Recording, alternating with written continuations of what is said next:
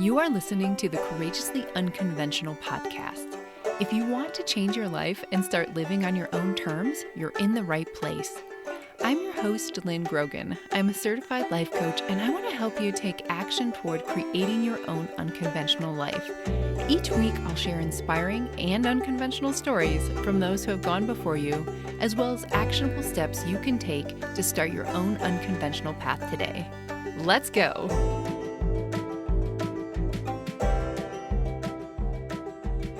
Hey friend, welcome back to the Courageously Unconventional podcast. So today I want to talk about being able to express yourself in your work in a way that feels good to you. So here's how this came about. I was recently talking to a coaching client about a work situation she was trying to make sense of. A year or two ago, she had moved to a new job that for a lot of people looked amazing. She was able to work from home. She wasn't overworking anymore. And it required a lot less human interaction, which she initially thought all those things would be a good thing. And in some ways it was. It did solve problems for her that she was experiencing in her last job.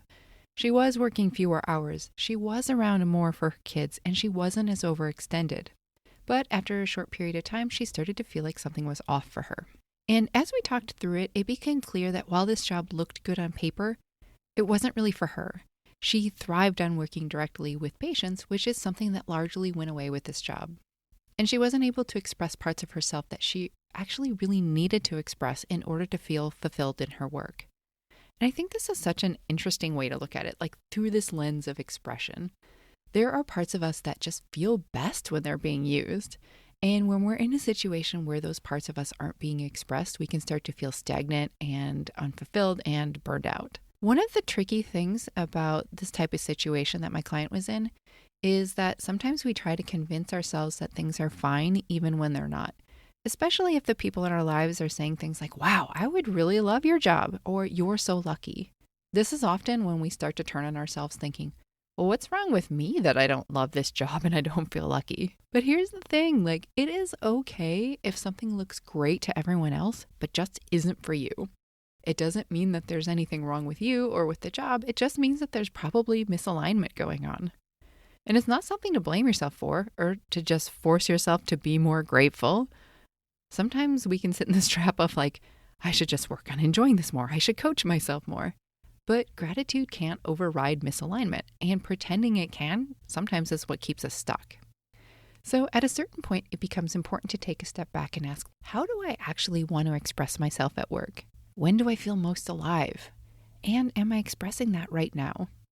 Realigning yourself with work that feels good often requires speaking up about what you actually want. And for a lot of people, that can be really challenging, myself included. And I know that depending on your circumstances, speaking up and what I'm about to offer isn't always easy or even possible. Financial stability, workplace culture, or systemic barriers can play a role. But if you do have some flexibility, even in small ways, it's worth exploring what alignment looks like for you. But what holds us back from doing that? Okay, so there's a few things that come to mind. Many of us are taught to be team players and not to rock the boat. If your boss asks you to take on a new role, you may think well, I should do this or I have to do this, even if it's not something you truly want. And most likely there's some fear there too. Well, what if I say no and then I get fired? Or what if I say no and I never get invited to take on other roles or get promoted again? Or what if I express my needs and nothing changes at all? The fear is so normal, and it often drives us to say yes when something feels like a strong no for us. This is especially true if you've had past experiences where speaking up for your needs was met with criticism, disdain, or even punishment. And if that was your experience, it makes total sense that advocating for yourself would feel incredibly uncomfortable or even downright impossible. But when we don't address that fear, when we don't address that something feels off for us, we end up just enduring things, telling ourselves that it's fine, that we're just the problem, that we just need to be more grateful. When really, like I said before, it's not about a lack of gratitude, it's about alignment. It's not selfish to want to do work that lights you up. In fact, it is the opposite, because when you feel more aligned, when you're doing work that matches your strengths, you're able to give so much more. You're not feeling as drained, you're not feeling as resentful, and you're not on the road to burnout. So if something feels off for you right now, I want to encourage you to take a step back and ask, well, what parts of me feel most alive when I express them? You might even look back at previous roles that you've been in when you felt most alive in those. And am I actually expressing them in my work right now? If not, what would that look like to start? It can feel incredibly freeing to start admitting when things are off for you.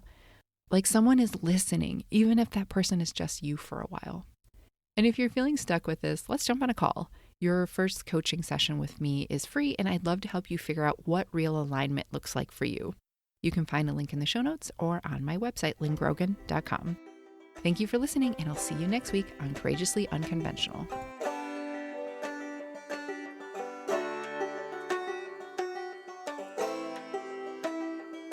Hey friend, thank you for listening to today's conversation.